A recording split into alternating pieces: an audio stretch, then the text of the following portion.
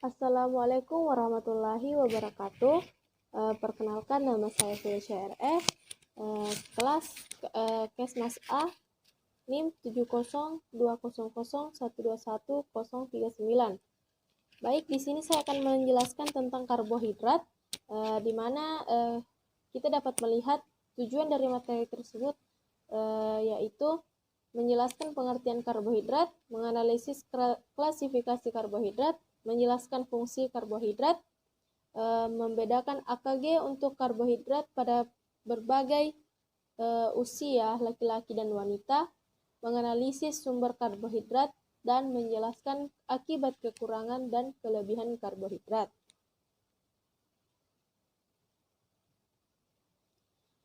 Baik, di sini kita dapat melihat di mana karbohidrat atau senyawa karbohidrat ialah polihidroksi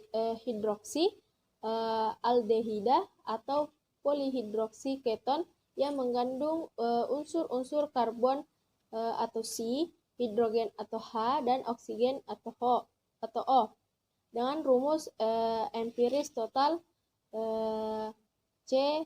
CH2O. Nah, di sini kita bisa lihat fungsi dari karbohidrat, yaitu sumber energi dan menyimpan energi. Adapun komponen struktur pada dinding sel tanaman dan eksoskeleton pada arthropoda, dan bagian dari RNA dan DNA pada ribosa dan deoksiribosa masing-masing dihubungkan oleh ikatan N-glikosidik untuk basa purin dan pirimidin. Selanjutnya yaitu fitur integral dari banyak protein dan lipid atau glikoprotein dan glikolipid, terutama di membran sel, di mana mereka sangat penting untuk sel-sel dan molekul target. Nah, bisa kita lihat fungsi-fungsi dari karbohidrat, di mana di sini ada cadangan glikogen, kerja protein cadangan, efek antiketogenik, kerja hati, dan sistem saraf pusat. Ini kita bisa lihat klasifikasi dari karbohidrat, yang dimana klasifikasi berdasarkan jumlah unit monomerik atau gula tunggu, gula 1-2 yaitu monosakarida, di mana glukosa, fruktosa, dan galaktosa, dan di bawahnya disakarida. Di situ ada sukrosa, laktosa, maltosa, atau dehalosa, dan selanjutnya poliol. Di situ ada sorbitol, mannitol, laktitol, xilitol, eritritol, isomalt, dan maltitol. Untuk oligosakarida 3-9, di sini ada malto oligosakarida,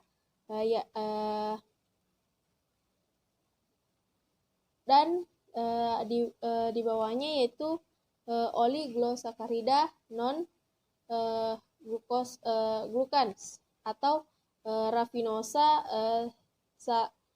staciosa, frukto, dan galaktosa, oligosakarida, polidextrosa, insulin, dan selanjutnya polisakarida, yaitu pati glucans atau amilosa, amilopektin, dan selanjutnya polisakarida non-pati, selulosa, hemiselulosa, pektin, arabinoksilan, dan lain sebagainya. Nah, di sini kita bisa lihat klasifikasi glikemik dan non-glikemik.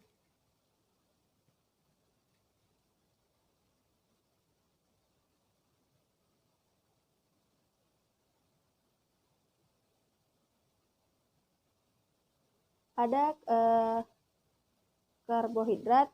Di sini ada simpel, ya, di mana di simpel itu monosakaridas, glukos, fruktos, galaktos, disakaridas, maltose, laktosa, sukrosa, dan polisakaridas, starches,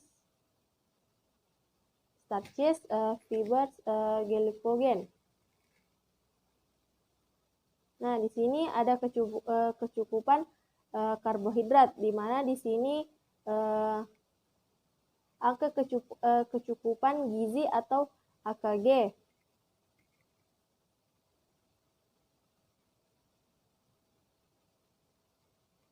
Nah, di sini kita bisa lihat nilai referensi diet internasional yang paling baru ialah dewasa dan anak-anak asupan karbohidratnya yaitu 45-60% total energi.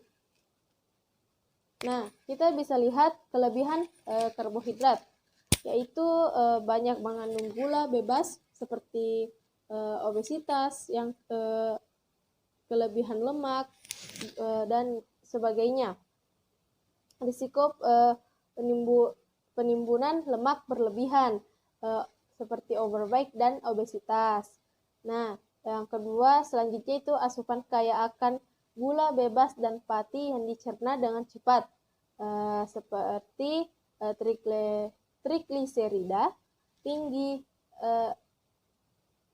trigliserida tinggi, dan lipoprotein seperti penyakit kardiovaskular atau jantung. Nah, selanjutnya itu diet tinggi sukrosa, resistensi insulin meningkat seperti obesitas berisiko DM tipe 2. Nah, yang terakhir atau yang keempat yaitu konsumsi gula bebas melebihi 4 kali per hari atau di atas 15-20 kg per orang per tahun sama dengan lebih besar 40-55 gram per orang, kurang lebih besar karies gigi atau menyebabkan gigi rusak atau hancur, gangguan pada gigi.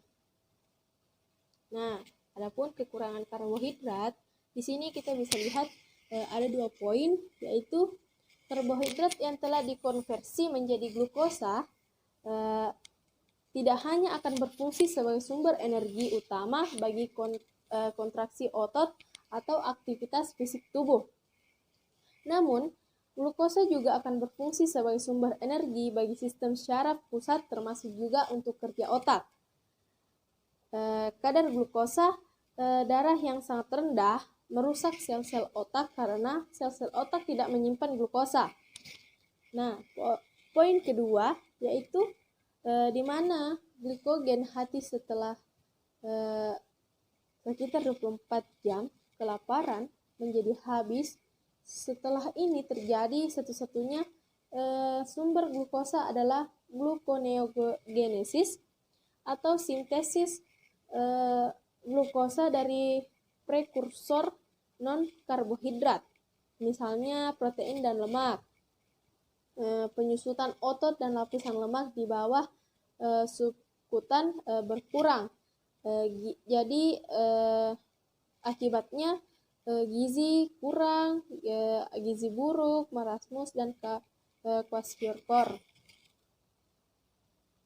Nah, di sini kita bisa lihat tindakan klinis anak gizi buruk. Di sini kita lihat ada gambar anak kecil yang sedang menderita penyakit marasmus. Marasmus ciri-cirinya yaitu tampak sangat kurus atau tulang terbungkus kulit, wajah seperti orang tua, cengeng, rewel, kulit keriput, jaringan lemak subkutis sangat sedikit sampai tidak ada, atau pakai celana longgar baggy pants. Nah, di sini perut cekung, iga gambang, sering disertai peni, infeksi, atau diare, umumnya kronis berulang TBC. Nah, gambar selanjutnya kita bisa lihat anak kecil di sini yang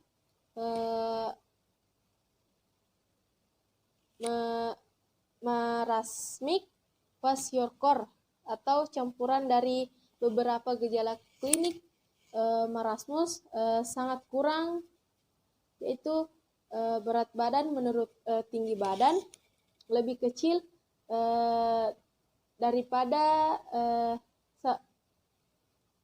3 SD, dan kwashiorkor disertai edema yang tidak mencolok pada kedua punggung kaki. Nah, kita lihat ada beberapa jenis pangan sumber karbohidrat, di mana sumber pangan karbohidrat di sini terdiri dari beras, jagung, singkong, gandum, oat atau oatmeal, sereal, tebu, sorghum, umbi-umbian seperti kentang, ketela rambat, kentang manis dan talas, dan lain sebagainya.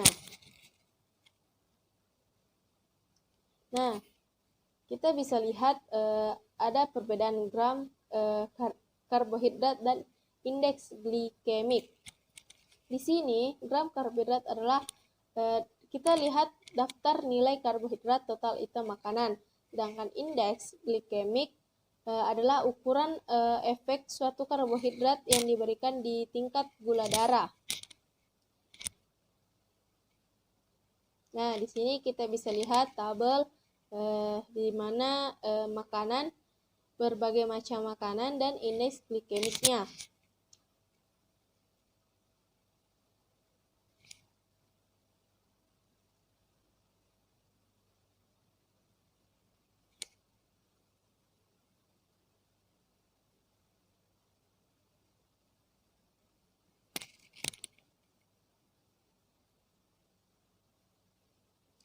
Nah, itulah tadi materi tentang karbohidrat.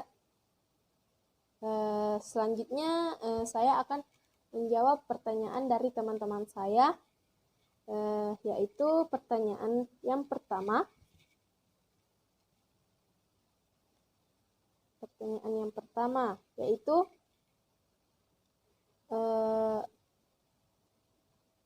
mengapa singkong banyak digunakan sebagai bahan makanan? Nah, mengapa singkong banyak digunakan sebagai bahan makanan? Karena singkong juga memiliki banyak kandungan seperti karbohidrat. Itulah kenapa singkong dapat dijadikan makanan pokok pengganti nasi. Selain karbohidrat, singkong juga mengandung protein, serat, asam folat, vitamin A, vitamin B9, vitamin C, vitamin E, vitamin K, niacin, piridoksin, tiamin, riboflavin, mangan, kalsium, zat besi, kalium, magnesium, fosfor, sodium, dan zinc. Kandungan kalori kandungan kalori dalam singkong yang cukup tinggi, sangat mudah dicerna dalam tubuh, sehingga membuat kita yang mengonsumsinya menjadi cepat kenyang. Nah, pertanyaan kedua, disakarida apa yang terdapat di dalam susu? Nah,